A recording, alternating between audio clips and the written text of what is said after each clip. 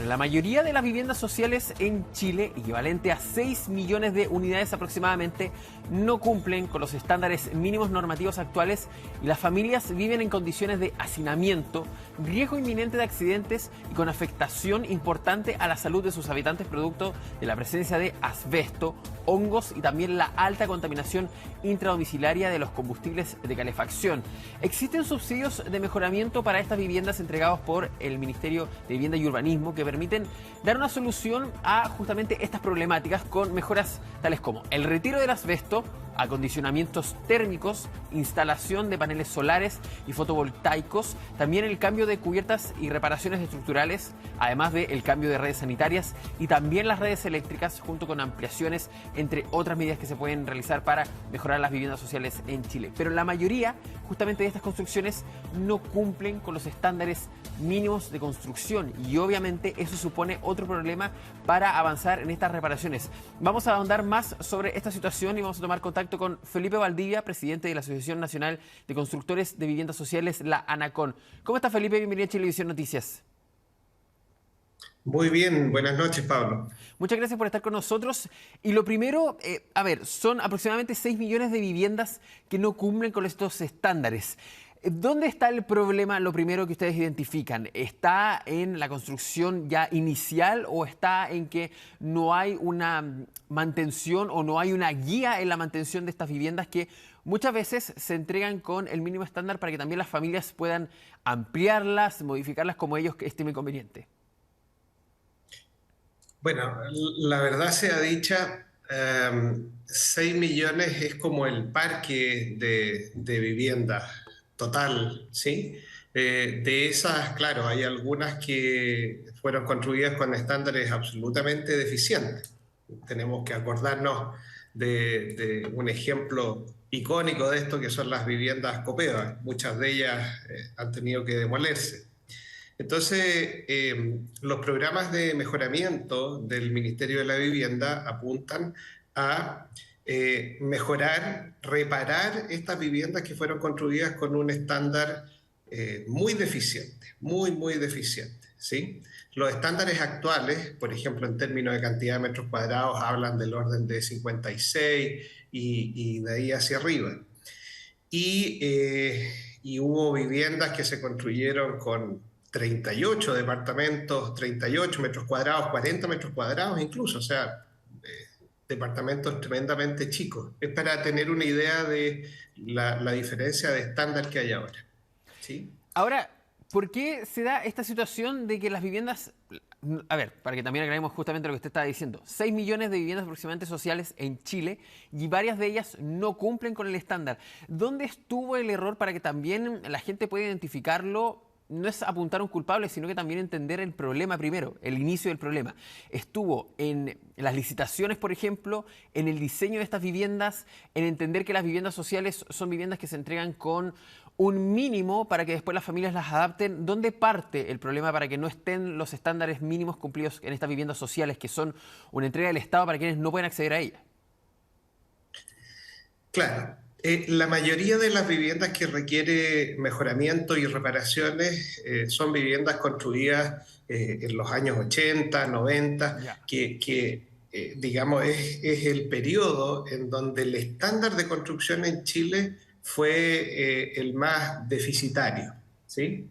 Después hay otro grupo de viviendas que se construyeron hace muchos más años, 40, 45, incluso hasta 50 años atrás, y esas viviendas, si bien tenían superficies bastante mejores a las que se construyeron en los años 80 y 90, ya por un tema de tiempo y por falta de recursos de los propietarios, se han ido deteriorando y eso, claro, requiere de una mantención, requiere de reparaciones en muchos casos que son de orden estructural, ¿sí? Entonces es un tema de la política que se aplicó en cierto momento, ¿sí? Hoy día existen estándares que son muchísimo más altos que los que se utilizaban en estos periodos de tiempo que yo te comento. Y ustedes han tal vez planteado la idea de están estos subsidios justamente, están estas ayudas estatales, pero tal vez trabajar con el gobierno, porque ustedes son una asociación nacional finalmente, se dedican también a esto, como ustedes están dedicados a las viviendas sociales, de por ejemplo generar un plan macro en cuanto a reparaciones de viviendas sociales y no a través de las postulaciones, tal vez un nuevo proyecto que no sea la construcción como tal, sino, bueno, usted recibió una vivienda social hace 15 años, hace 20 años, está en una mala calidad, no se cumplieron, no habían estándares suficientes en ese entonces. Ahora, como Estado, nos vamos a hacer cargo. ¿Y ustedes no han planteado esa idea, por ejemplo? Bueno, no es que la planteemos nosotros, sino que es un programa que viene desde el año 2006, que parte con el primer gobierno de la presidenta Bachelet, a través de un decreto que es el 255. Después, en el primer gobierno del presidente Piñera, se potencia este programa de mejoramiento y mantención de viviendas y condominios de viviendas sociales. Después, en el segundo gobierno de la presidenta Bachelet, nuevamente se vuelve a potenciar y el presidente Piñera también integra más partidas y más soluciones de mejoramiento. Entonces, durante la historia de estos proyectos de mejoramiento, se han ido incrementando los recursos, se han ido mejorando las exigencias técnicas para los mejoramientos. En términos muy generales, el Ministerio ha reconocido la real importancia de mantener y mejorar las viviendas.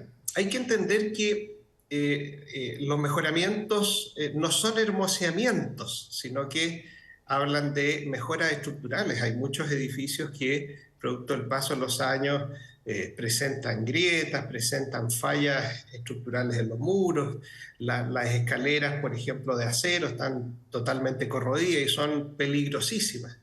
Entonces, ese es el nivel de intervención que hace un mejoramiento. Quizás un poco egoísta, es minimizar un poco lo que se hace, pero hay muchas partidas que son de orden estructural.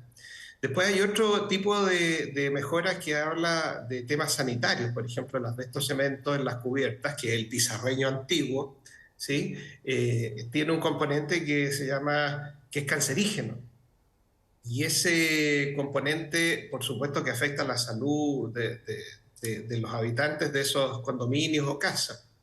También hay soluciones de orden sanitaria que intervienen las redes sanitarias, las redes, es decir, las bajadas de alcantarillado se filtran producto del paso de los años y la mala calidad con que se construyeron, y eso afecta a todos los vecinos aguas abajo, o sea, primero, segundo, tercero, hasta cuarto piso,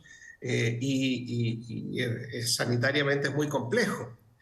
Entonces, ese conjunto de mejoramientos son los que reconocen los decretos 255 y 27 del Ministerio. Y durante toda la historia, como te decía, se han ido potenciando y mejorando. En términos presupuestarios hay una cantidad de recursos que se asigna que tiene que ver o ronda el 25% de los recursos para vivienda que cuenta el Ministerio de Vivienda y Urbanismo. Entonces, ese porcentaje se ha mantenido a lo largo del tiempo y bueno, hoy día enfrentamos problemas bien complejos en nuestra industria porque esos recursos en términos porcentuales han bajado mucho. Hay un punto muy importante. Antes de ir justamente a eso que enfrentan ustedes como industria, que lo enfrenta toda la industria de la construcción, pero ustedes que además son viviendas sociales son parte muy importante. Pero estábamos hablando de estos beneficios, subsidios, pero ¿ustedes creen como Asociación Nacional que es suficiente como ANACON? Porque, y lo voy a poner un caso claro, las casas Chubi, por ejemplo, que están en Peñalolén, que reemplazaron a lo que era la toma justamente de esa comuna. Ahí las casas Chubi, porque así se les conoce, tenían graves problemas de estructura, eran pequeñas, ya era un tema de hacinamiento, pero además, hoy día, por ejemplo, muchas casas siguen siendo de madera, no cumplen con ningún estándar. Y ustedes, como Asociación Nacional, ¿qué han recibido en cuanto a estas mejoras? ¿Van en proyectos donde se postula individualmente, como comunidad? El gobierno, ustedes lo han visto que se ha concentrado en ciertos proyectos para también que la gente entienda, que nos está viendo a través de Pluto TV y tal vez que esté interesada en esto, cómo funcionan estos procesos, porque cuando uno habla de subsidio, A mí me parece una postulación individual finalmente, ni siquiera como núcleo familiar. Yo, Pablo Torres, postulo porque tengo una casa que fue una vivienda social y postulo para este arreglo finalmente. Y ahí, por ejemplo, las casas Chubi, no ha pasado nada. Y lo vimos en un reportaje que presentaba aquí como en Chilevisión Noticias. Claro, mira, respecto a la forma que tienen las familias de recibir el beneficio, básicamente se divide de dos maneras. La Ya. primera es cuando las familias postulan de manera unitaria a través de un comité. Se organizan en un comité, que los más chiquititos son de 10 personas, si no me equivoco, 10 familias, y a través de una entidad patrocinante que gestiona el proyecto, ¿sí? Se presenta a los Servius, el Estado a través del Ministerio entrega fondos y se puede ejecutar, digamos, a través de las empresas constructoras que están capacitadas y reconocidas para hacer este tipo de trabajo. Eso es al RUT, a la familia, ¿sí? Pero también hay condominios de vivienda social en donde la postulación es a una copropiedad organizada, ¿sí? Y esa copropiedad organizada postula también nuevamente a través de las entidades patrocinantes y después lo ejecutan las empresas constructoras. Ese es el proceso más o menos estandarizado de cómo se asignan los recursos a las familias. Perfecto. ¿Sí? Felipe, ¿cómo sucede cuando una familia que recibió una vivienda social se encuentra con un problema? Por ejemplo, una falla estructural, una filtración, o tal vez se va dando cuenta que con el tiempo, no sé, la humedad le genera hongos, y también para quienes, por ejemplo, no saben, y ahí es una pregunta unida, identificar el asbesto, que usted decía que genera finalmente cáncer, ese es el gran peligro, es una partícula cancerígena. ¿Cómo se puede identificar? ¿Cómo se puede postular? Y también, ¿a quién se le puede reclamar si es un problema ya de una casa entregada hace menos de un año o hace un año, derechamente? Claro, bueno, la norma es bien clara. Para una vivienda que se entrega hoy día, si las fallas son de orden estructural, hay garantías asociadas de 10 años. Ya, ¿Sí? O sea, si la fundación falla, si los muros estructurales fallan, eso tiene garantía de 10 años. Después hay otro tipo de, digamos, de ítem constructivo, que son las instalaciones, que son las que menos garantía tienen, que si mal no recuerdo son 3 años, ¿sí?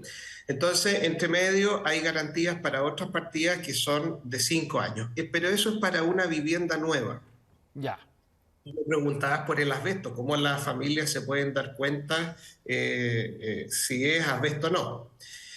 Básicamente, la normativa sanitaria indica que toda construcción que pudiera ser asbesto cemento ejecutada anterior al año 2003 se asume como que es asbesto cemento. O sea, si la familia tiene un techo, una cubierta de pizarreño, eh, y la casa fue construida anterior al 2003, entonces se asume que tiene contenido de asbesto cemento y que por supuesto eso es muy dañino y peligroso para la salud. Perfecto, ahí para que lo tengan anotado, si usted recibió una vivienda que fue construida antes de 2003 y ahí tiene un problema, perfecto, asúmalo como tal y ahí puede justamente acceder a las autoridades. Felipe, usted lo nombraba que hay un grave problema en la industria, finalmente, de la construcción. Los materiales han subido mucho, los tiempos se han aplazado muchísimo también, la ejecución de algunos proyectos.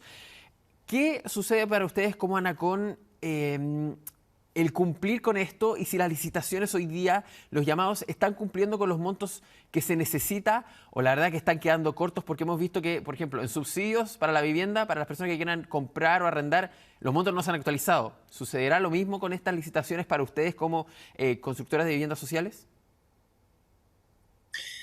Mira, hay que distinguir dos líneas en términos de la política habitacional. Ya, La primera tiene que ver con la construcción de viviendas nuevas. Hoy día el Estado, a través del Ministerio, tiene un plan de emergencia habitacional en donde gran parte de los recursos del Ministerio están puestos en construir viviendas nuevas. Es un proyecto muy ambicioso de esta administración y nosotros como institución lo compartimos porque resolver el problema de las familias es extraordinariamente bueno. ¿Sí? De las familias que no tienen casa, o sea, que viven en campamentos, que viven de allegados, etcétera, etcétera. Esa es una parte, vivienda nueva. ¿Sí? Pero existe un problema que es menos visibilizado, que es la calidad de la vivienda existente. Y ahí es donde aparecen los proyectos de mejoramiento que hemos conversado. Hoy día la industria, digamos el rubro nuestro que está conformado por las entidades patrocinantes, que está conformado por los proveedores menores y principalmente por las empresas constructoras que nos dedicamos a hacer mejoramientos, estamos pasando una situación muy, muy grave, muy, muy complicada. Primero porque este año en particular el presupuesto asignado fue mucho menor al presupuesto asignado el año pasado. El 2021 sí se asignaron cerca de 20 millones de UF para estos proyectos de mejoramiento. Y este año se asignaron 12,5 millones de UF. O sea, es un cambio importantísimo. Es mucho recurso menos. Y eso se traduce en una disminución aún más grande de familias que no han sido beneficiadas y no van a ser beneficiadas. Entonces, aquí hay un problema no solo con la industria, que somos nosotros, las empresas constructoras, etcétera, etcétera, sino que hay un problema aún más grave de cerca de 60, 70 mil beneficiarios a nivel nacional que este año no recibieron un mejoramiento que estaban esperando hace mucho tiempo. Estos proyectos no se arman de un día para otro. Estos proyectos se arman en un año y medio plazo. Entonces esas familias hoy día están esperando y bueno, es muy lamentable la situación. Exacto, esperemos que también esa situación cambie con el nuevo presupuesto. Felipe Valdivia, presidente de ANACON, muchas gracias por estar con nosotros esta noche. Gracias a ti, Pablo, gracias a ustedes por darnos estos minutos. No, que esté muy bien. Buenas noches. Listo, gracias. Chao, chao. Nosotros vamos a ir a una pausa. Quédese con nosotros porque en 5 minutos más seguimos con la revisión de las informaciones en Chilevisión Noticias Cierre a través de la señal de Pluto TV, cuando estamos viendo la imagen de Plaza Baquedano, que tiene un proyecto ahí de remodelación.